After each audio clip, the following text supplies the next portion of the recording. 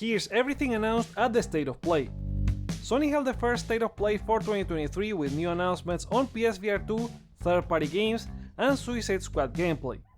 Here's the recap on everything shown and detailed on the PlayStation blog, and if you want to watch all the trailers or check the blog post, you can find all of the links in the description below. We started with 5 PSVR2 games. The Foglands is an atmospheric sci-fi western roguelike that has you exploring the depths of the fog to resolve a conflict that threatens your home.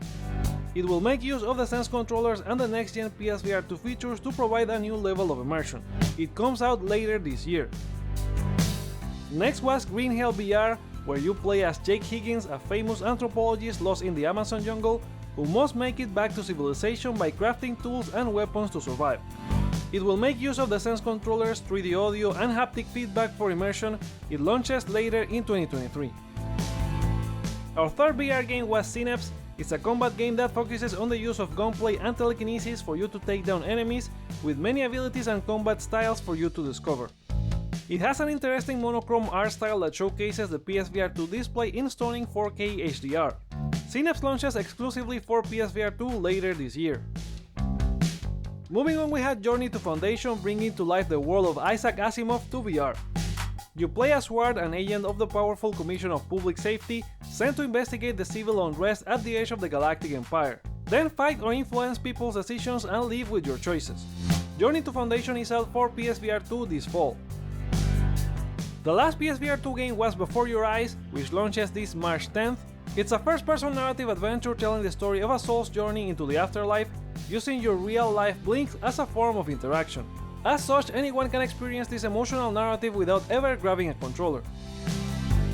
Moving out of the VR section of the State of Play, Bungie showed the launch trailer for Destiny 2 Lightfall, out Tuesday next week for PS4 and PS5. The trailer showed the story beats that appeared during the deep dive from last week, as the game promises new mod customization options, loadouts, and a streamlined way to progress your rank, strand powers, and more. The Witch Queen expansion is free to play from February 23rd to the 26th if you or a friend need to catch up. Next was developer Awasep with Tchia, showing a new trailer highlighting the open world sandbox adventure inspired by their homeland of New Caledonia.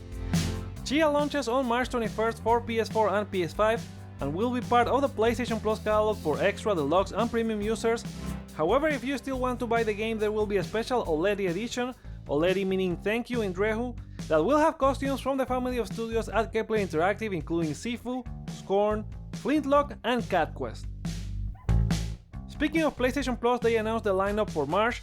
Essential games include Battlefield 2042 for PS4 and PS5, Minecraft Dungeons for PS4, and Code Vein on PS4 as well.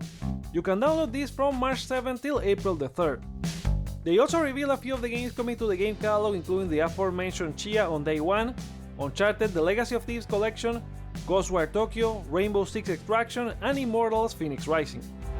There should be more games for the catalog since it's always more than 5, but maybe they share them later in March. These games will join the catalog for extra, deluxe, and premium users on March 21st. Moving on, enhanced games who you may know for Tetris Effect show Humanity, a game where you awake as a dog who needs to guide people in a series of trials, with each of them including a variety of traps and obstacles to overcome, plus it has a level editor. Humanity launches May 2023 for PS4 and PS5, and you can play it with or without PSVR2. There's a limited time demo available now on the PlayStation Store for you to try it out. Goodbye Volcano High, shown originally at the PS5 reveal event, is back and will launch this June 15 on PS4 and PS5. It's an adventure game that brings you high school dino drama with 2D graphics and animations, and the new trailer also showed some of the minigames you will interact with as Fang, the game's protagonist. You can wishlist the game now on the PlayStation Store. Bandai Namco was next, showing Naruto Cross Boruto Ultimate Ninja Storm connections with the battle scenes and playable areas that make it from the anime into the game. The game will include additional characters on top of the 124 already playable in Ultimate Ninja Storm 4, making the largest roster of the series. It launches for PS4 and PS5 this year, with the PS5 version supporting 60 FPS. Announced by Larian Studios, Baldur's Gate 3 is coming to PS5 this August 31st. The trailer gave a glimpse of the story as the land of Faerun is under siege by a hostile force known as Mind Flayers, plus some character customization and gameplay. You can play in either 2-player split-screen co-op or 4-player online, with full cross-progression across PS5, PC, Mac, and Steam Deck.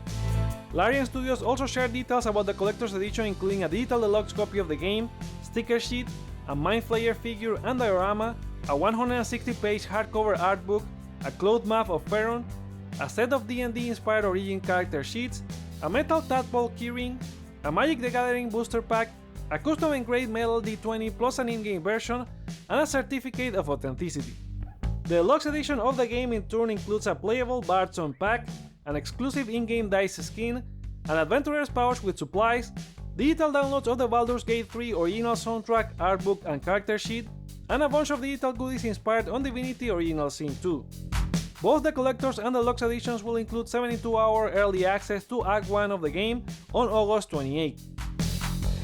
Next up was Wayfinder for PS4 and PS5, a character-based online RPG from the guys that did Darksiders Genesis. Season 1 of Early Access will begin on May 2023, but before that you can join the beta test on PS5 that starts this February 28 by going to this link, which is in the description. You can gain Early Access in May by purchasing a Founders Pack program, which will include tiers of exclusive cosmetics, pets, mounts and more to earn, only obtainable in Early Access.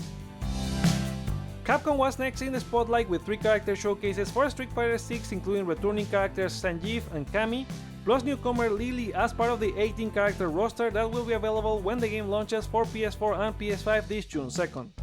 They also announced the return of the Capcom Pro Tour 2023 season. Pre-ordering Street Fighter 6 anywhere will give you Outfit 1 Color 10 for Chun-Li, Jamie, Manon, DJ, Yuri and Ken, and pre-ordering from the PlayStation Store gives you an additional 18 special titles and stickers. Next from Capcom was another look at Resident Evil 4, showing some of the main story beats from the game. Spoilers if you have never played RE4.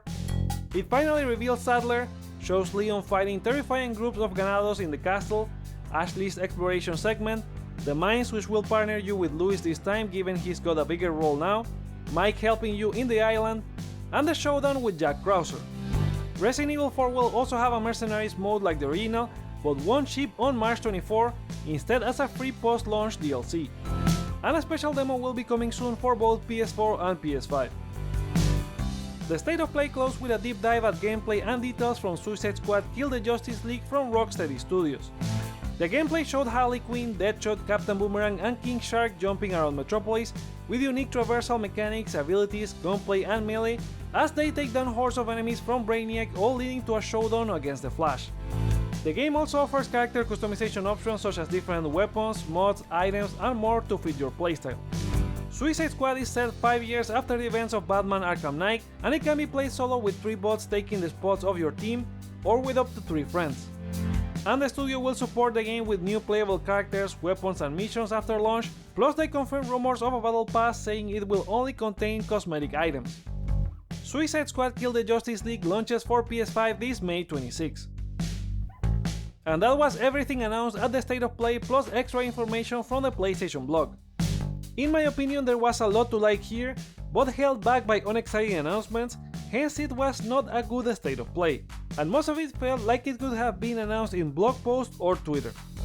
And granted, the expectation according to rumors was that it was going to be a low-key event, but even setting low expectations I felt disappointed. The new PSVR2 games look good and it was a short and quick segment, plus it's great for people that got the new device, but it won't speak to everyone. Destiny 2 Lightfall could have released the launch trailer outside of the State of Play next week, plus it was a lot of cutscenes they already showed in the deep dive gameplay. I like Tchia and the fact that it's launching straight into Plus, and getting to know most of the lineup for March was good, even though I'm not into the monthly games. Street Fighter character trailers are often released randomly or during certain events. I like what I saw but could have been shown outside of the State of Play as well. Wayfinder looks good, plus the fact that it's from the Darksiders team makes it interesting, as I love Joe Matt's art style. Humanity also looked fun and it's great it has a demo right now. I love the new Resident Evil 4 trailer and can't wait for March 24, but the way they announced the demo felt weird. We're less than a month from launch and I can't believe they don't have a date for the demo yet. Not a big deal, but still weird. Being a fan of the Arkham trilogy, I've not been into Suicide Squad ever since Rocksteady announced it, but hope the gameplay reveal could convince me, and it did the opposite of that.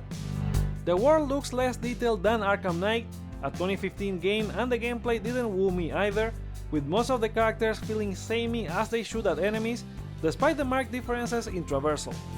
It sometimes gave me the vibe I was watching Fortnite or Avengers 2.0, and the whole game as a service is another issue, as it comes in a year that has claimed the lives of many of them.